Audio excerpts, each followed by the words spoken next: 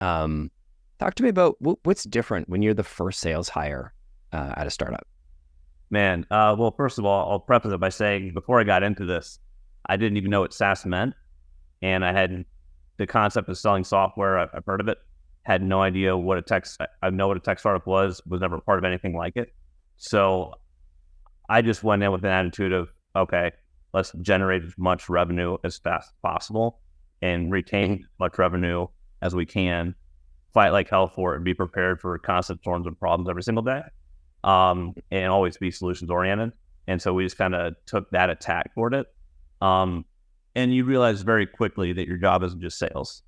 It's support, it's CS, it's training, interviewing, onboarding. So as an early, whether it's sales or I would say just even most positions at a startup, you have to be prepared to do a lot of things that are outside of your job description, for the sake of the company.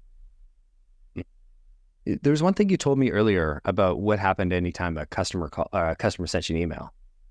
Yes. And this kind of gets into, I think, another place we'll talk about later, like how can you separate yourself? Because look, when you're part of a tech startup, your product will not be as good as your competitors. It's going to take years to catch up. It's going to take time. So you have to control the controllables. And one thing you can control is how good your service is and how well you treat your customers and how good you make them feel taken care of, right? So my thing was, okay, our product isn't as good as our number one competitor we're trying to go up against here, but I know I'm going to provide the absolute best service possible. So every time as we started acquiring more accounts, and we're high transactional, so I was one call closing sometimes 3-5 accounts a day. We had a day where we closed 10 deals in a day. Just wild, right? A lot of those one. That's crazy.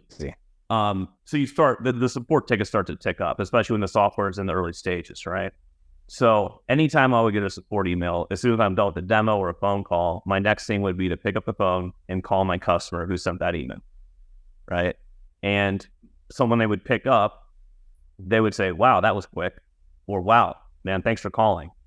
And I'm like, yeah, so I read your problem. Let's try this. So I'll hop my Zoom real quick. And I would do like live one-on-one support or talking through a problem before. And sometimes you have to create a support ticket. But if I could just get past that and help the client solve a problem now, while also preserving the bandwidth of our very limited support team, I would do that for all the right reasons. And what happened through that process, one, the client was extremely appreciative of that.